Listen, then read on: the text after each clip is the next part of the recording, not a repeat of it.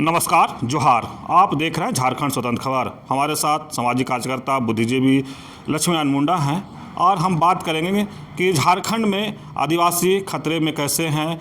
और जिस तरह से लगातार लक्ष्मीनारायण बोलते ही रहते हैं कि झारखंड में आदिवासी खतरे में हैं, तो हम बात करेंगे, जानेंगे और कि खतरे में कैसे हैं।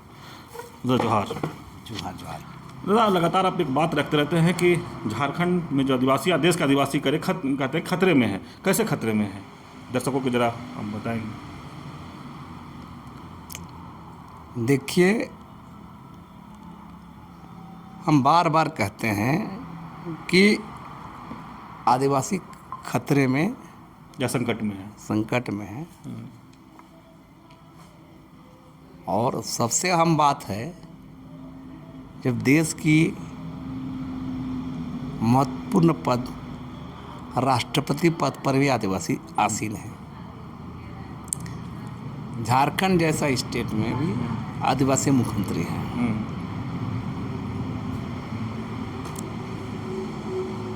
आदिवासियों का संकट का हम जब बात करेंगे तो हम गिना देंगे तो दर्जनों माम आएंगे सामने। सबसे बड़ा संकट अभी आदिवासियों का जो सबसे बड़ा संकट आने वाला है, वो परिसीमन से आदिवासियों का सीटें घटने का है। दूसरा संकट यूनिफॉर्म सिविल कोड है। तो हम जब बात कर रहे हैं कि जो संकट का जो दौर है,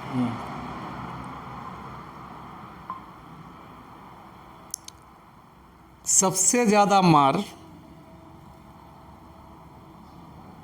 अगर कोई कर रहा है तो एक नंबर मार केंद्र सरकार की ओर से हो रहा है और दूसरा मार राज्य सरकार से हो रहा है।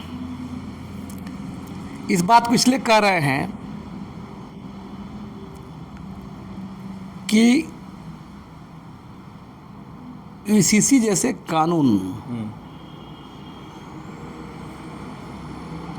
जब आदिवासियों के ऊपर थोपा जाएगा तो आदिवासियों का जो आप भारतीय संविधान बनने से पहले आप देश का मूल मालिक आदिवासी, और संविधान बनने के बाद उसको बोली कि विशेष नागरिक। तो विशेष नागरिकों का विशेषाधिकार संवैधानिक अधिकार है, इसका हनन होगा। उनकी तमाम जो इलाका है, क्षेत्र रहा है, कानून रहे हैं, उनका परंपरा, संस्कृति, ये सारा चीज़ चौपट हो जाएगा। अब तीसरा ये देखिए, वनाधिकार कानून जो लाया गया है, वो भी पूरी तरह आदिवासी इलाके में माने इफेक्ट करेगा, प्रभाव डालेगा। उस कानून की भी पढ़िए, उसमें भी स्पष्ट होगा कि आदिवासी माने का स्थिति क्या है। और ऐसे ऐसे आप देखेंगे कि ये जो आबादी का जो घटना चौथा लेके आइए, और इसी आबादी के घटने का माने हवाला देकर ही माने अभी सीट घटेगा, परिसीमन वाला बात ला जाता है। तो ये आबादी क्यों घटेगा, और एक सचेतन तरीके से आदिवासियों को खत्म करने की कोशिश किया जा रहा है। पहला तो आदिवासी इलाका में भारतीय संविधान के तमाम प्रावधानों को, विशेषाधिकार को धत्ता बताते हुए उनके क्षेत्र में इनक्रोचमेंट करो, अतिक्रमण करो,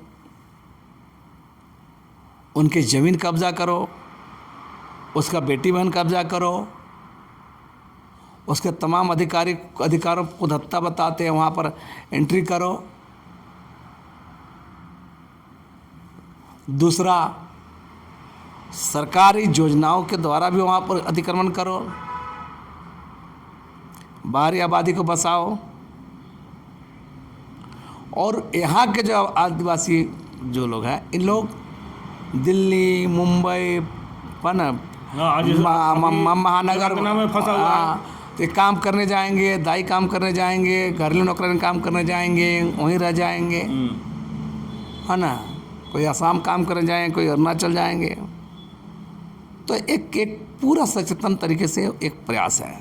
दूसरा, उसका भाषा, संस्कृति, उसका जीवन शैली, उसका जो सांस्कृतिक जो सोच, आस्था, आस्था, दर्शन, ये तमाम चीज़ों पर माने चोट किया जा रहा है। माने एक आदिवासियों को चौतरफा हमला किया जा रहा है। और आज कोई भी माने किसी भी, यहाँ तक जो आदिवासी समुदाय के तथाकथित राजनीतिक रहनुमा बने हुए हैं, इन लोग का भी भूमिका बेईमानी की रहा है, ईमानदारी नहीं है। चाहे वो आप बाबूलाल मरांडी से अर्जुन मुंडा शुरू करें, शिबू सोरेन से शुरू करें, हेमंत सोरेन से करें, इन लोग भी मैंने ठगने का, वोट बैंक का राजनीति किया है और अभी भी कर रहे हैं, है ना, अभी भी कर रहे हैं। और आज स्थिति है कि आज तमाम आदिवासियों का धार्मिक आस्था का सब चौपट में है। चाहे आप दिवड़ी की ज़मीन के मामला ले लीजिए, दिवड़ी दिरी का ले लीजिए, आप मारांगबुरु पार्श्वनाथ के ले लीजिए, सुतियांबे का ले लीजिए, तो ये क्या है? नया मामला, तो ये संकट ही संकट लाया जा रहा है। हाँ, तो ये अब ये फ्लाईओवर का ले लीजिए जो, तो मेरा कहना है कि ये कौन है इसका जिम्मेदार? हाथ झाड़ के तो वोट दे के सत्ता बनाए। आप 19 में भी सत्ता में लाए जुराज को, हेमंत सोरेन को, 24 में भी लाए। तो मेरा कहना है कि आप कहाँ खड़े हैं? तो ये स्थिति आदिवासियों का आज बन रहा है।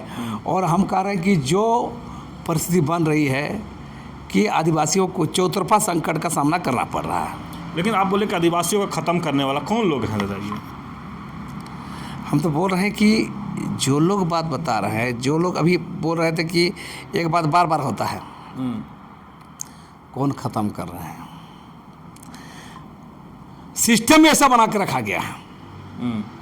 आप इंडिविजुअल एक आदमी को जिम्मेदार नहीं ठहरा सकते हैं, लेकिन जिम्मेदार इसलिए ज़्यादा बोलते हैं कि जो सत्ता में है, जो सरकारें हैं, जो सिस्टमें चला रही हैं, उसके शीर्ष में बैठे लोग बेईमान होंगे या अनदेखी करेंगे या लापरवाही बरतेंगे, तो इसका खामियाजा भुगतना पड़ रहा है आदिवासी समुदाय को। हम कह राष्ट्रपति है ना भाई आदिवासी, मुख्यमंत्री आदिवासी है ना, लेकिन सबसे ज़्यादा प्रॉब्लम आदिवासी क्यों है झारखंड में? आदिवासियों को एक्स्ट्रा तो बात छोड़िए, जो संवैधानिक न्याय संगत अधिकार जो है, वो अधिकार लेने के लिए भी, जर्रा अधिकार लेने के लिए भी संघर्ष करना पड़ता है। नहीं तो रोज सुनिएगा ना, फल्ला जगह जमीन लुटा रहा है, रोज फल्ला जगह में आदिवासी महिला पर बलात्कार हो रहा है, छेड़खानी हो रहा है, फल्ला जगह पर आप प्रशासन टॉर्चर कर रहा है। तो क्यों भाई? तो उसका कारण भी है। माने सरकार में बैठे लोग जो है, ये लोग हम बार बार कहते हैं,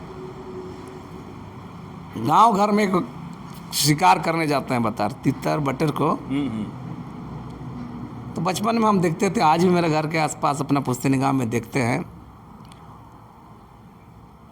तितर उतर को पकड़ ले जाता है ना, तो देखते हैं घारी बोलते हैं, है ना, उसमें कुछ नहीं उसमें बना रहता है जो उसको पिंजड़ा बोलते हैं। यहाँ पे पिंजड़ा में मन छार रहता है, पत्ता से बनाया जाता है, और उस तितर को आँख फोड़ दिया जाता है और घर में पालतू बनाया जाता है। लेकिन जब भी जाते हैं, भाई लोग ले जाते थे तितर पकड़ने के लिए, जाल बिछाते थे और अंधा तितर को वहाँ पर रख देते थे, है ना। और आंधा तितर आवाज लगाता था हाँ तो और तितर लोग फंस जाते थे। तो ठीक वही प्रयोग आदिवासियों में आदिवासी नेता लोग कर रहे हैं। चेहरा आदिवासी बन कर जाते हैं, आदिवासी लोग बोलते रे हेमंत सोरेन है, संथाल लोग खुश, मुंडा लोग खुश, बड़े आदिवासी नेता है, और उस जाल में फंस जाते हैं।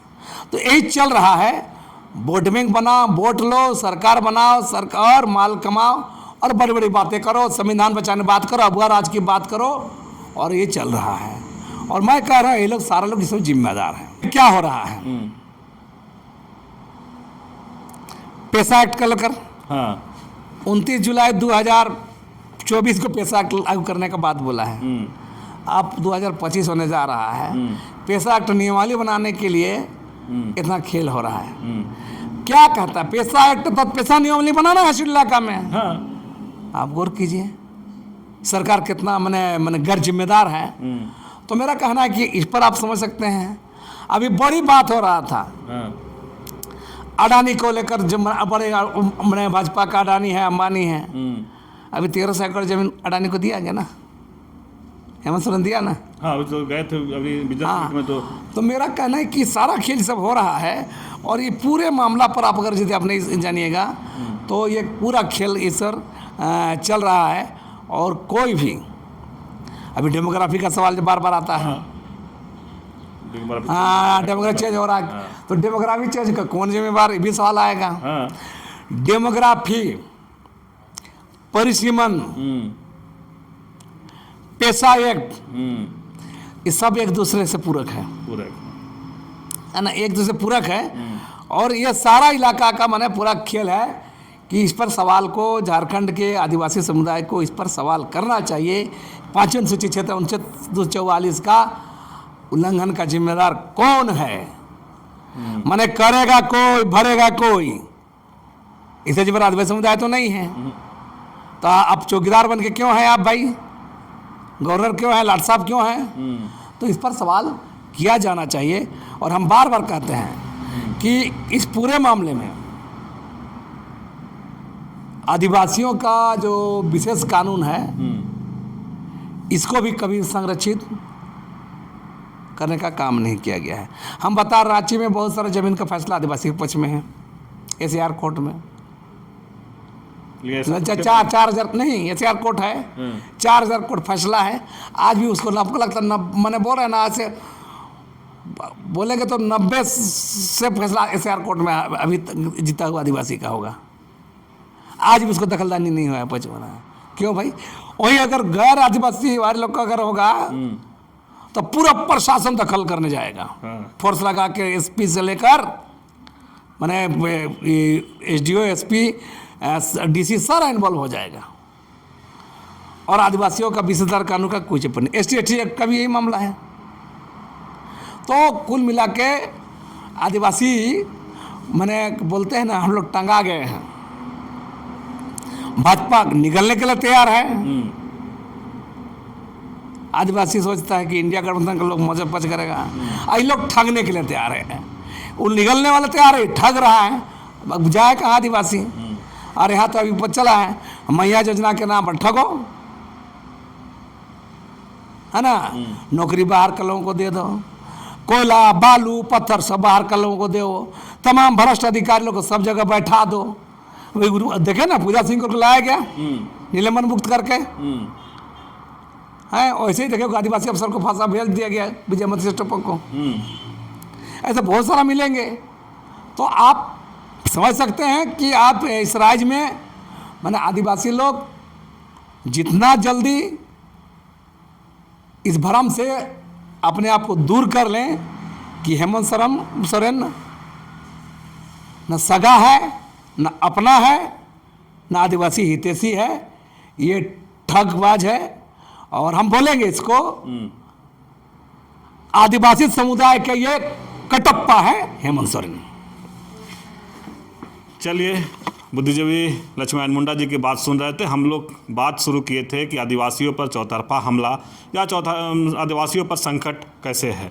तो बात रखते रखते बोले कि राष्ट्रपति भी आदिवासी हैं, राज्य के मुखिया भी आदिवासी हैं, लेकिन जिस तरह से आदिवासियों को चौतरफा हमला हो रहा है, चाहे परिसीमन गिना दिए, चाहे यूसीसी बता दिए, चाहे पेशा के बारे में बता दिए, चाहे जो धार्मिक स्थल है उसको लेकर के बताए, लेकिन जिस तरह से लगातार ये कह रहे हैं कि जो इसका जो चौतरफा हमला हो रहा है या आदिवासी संकट में है, इसका जिम्मेदार या किसको ठहराया जाए, ये भी कह रहे हैं कि लगातार जिस तरह से जिम्मेदार उसी को ठहराएंगे जो गार्जियन होगा, मुखिया होगा राज्य का, उसी को ठहराएंगे, चाहे राज्यपाल हो चाहे मुख्यमंत्री हो।